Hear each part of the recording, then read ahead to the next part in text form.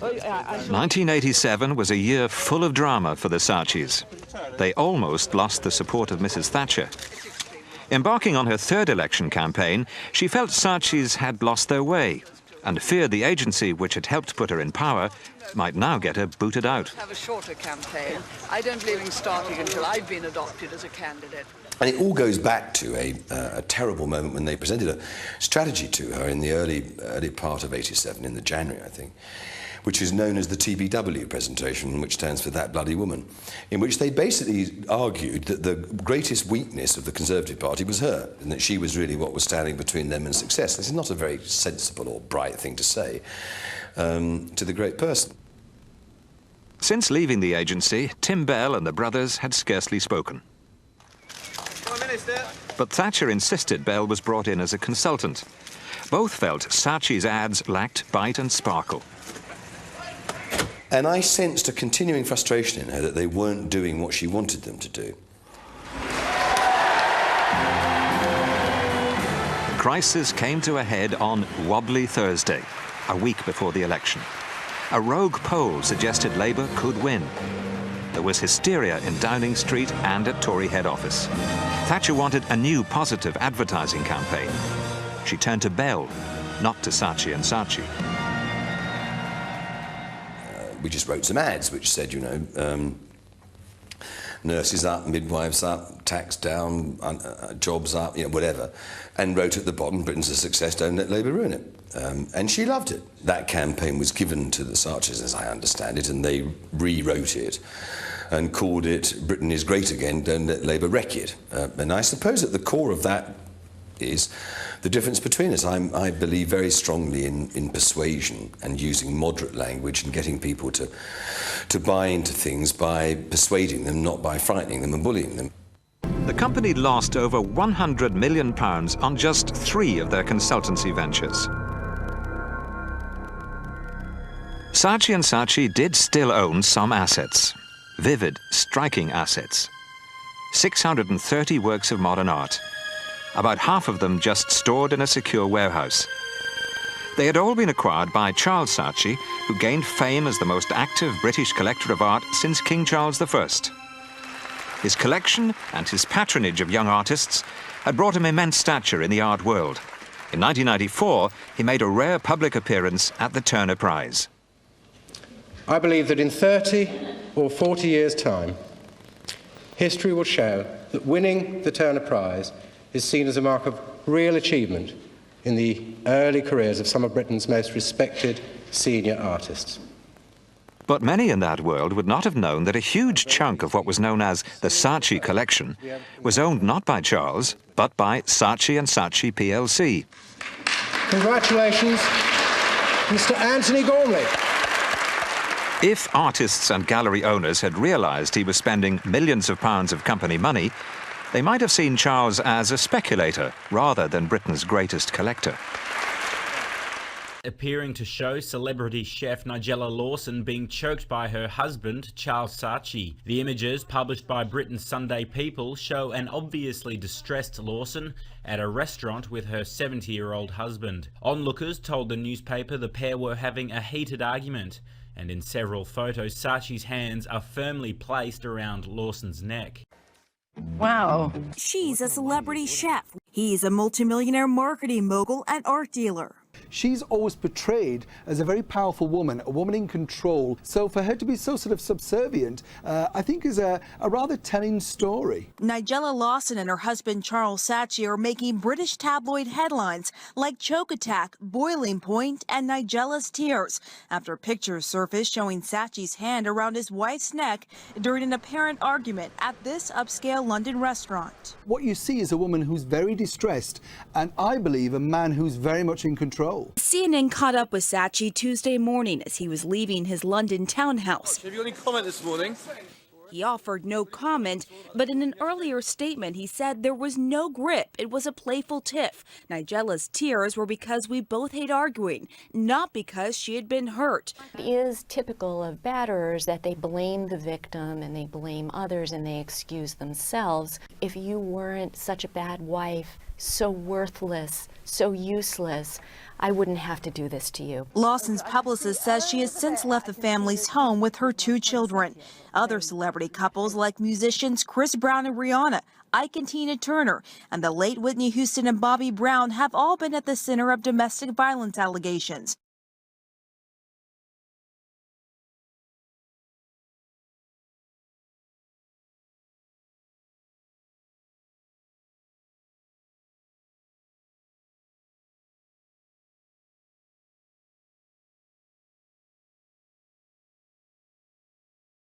So who's actually got the upper hand? Is it Nigella or is it Charles? Nigella had the upper hand when she refused to defend her husband in terms of the throat photos.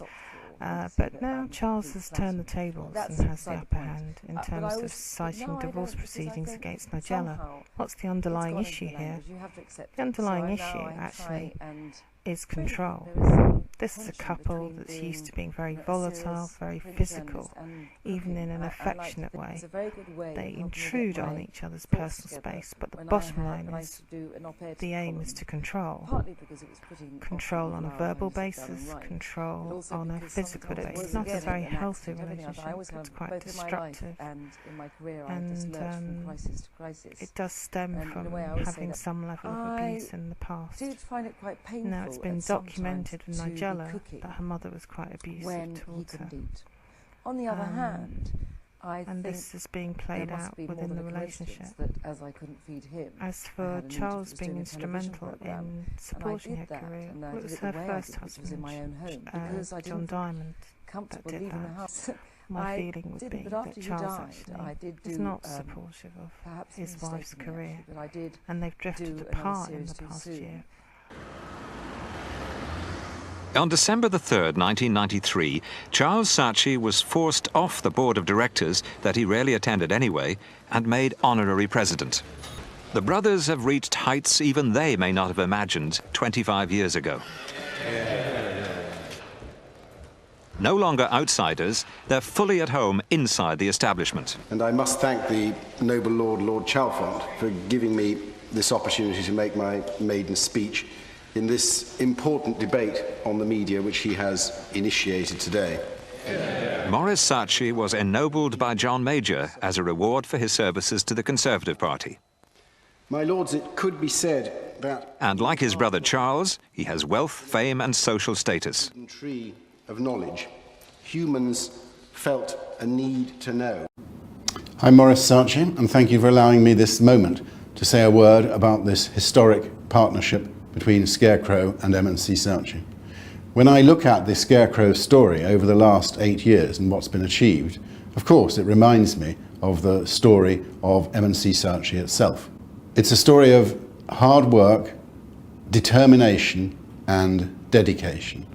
And what Scarecrow has achieved in the last 8 years is truly remarkable. They are the embodiment of the founding Saatchi philosophy, that nothing is impossible, that an individual acting alone or almost single-handed can make what seems highly improbable in fact happen. This is why to welcome Scarecrow into the federation of like-thinking, like-minded entrepreneurs that is the M&C Saatchi network is a most important occasion for the company and for me. I am sure that Scarecrow will develop into the jewel in our crown, and that this is a historic start for a great new partnership. Reason that I have such a high regard for their intelligence. For example, if you want to say that British Airways is the best airline in the world, do you need to say any more than it's the world's favourite airline?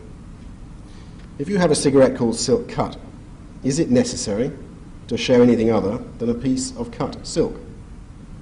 If you want to encourage men to take an interest in contraception, do you need something more complicated than a picture of a pregnant man? Or if you're trying to describe Labour as the party of unemployment, what else is required than a picture of a long dole queue with the 3 words, Labour isn't working? In advertising's future, you won't be able to serve up vague, incoherent and illogical waffle and call it advertising, any more than you'll be able to build a successful business with tortuous, jargon-riddled strategic plans and MBA waffle manuals, or a successful political base with long-winded, rambling arguments that go nowhere and never get to the point. That's not effective anymore. In fact, I'd say the exact opposite, that if you can't reduce your argument to a few crisp words or phrases, there's something wrong with your argument. I have several great creative people who came from the most unlikely places in the world. One came to me originally from a place called Broadway Maintenance with a dog-eared little folder he had done. But I spotted a freshness in his putting together of words, in his concepts. He became Bob Levinson, who was one of the great creative directors.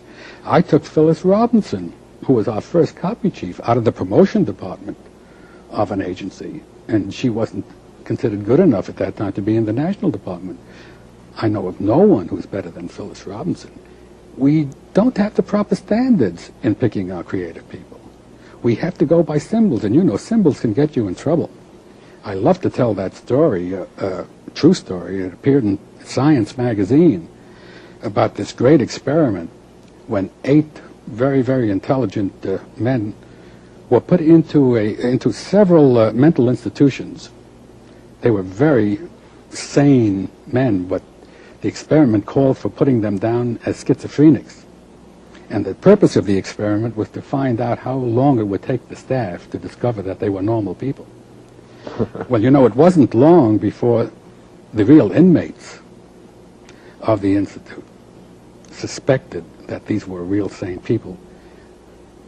But the doctors, during the entire stay of these normal people, never suspected. Now, what happened there was that word schizophrenics became a symbol. They're conditioned. And they were conditioned by the word.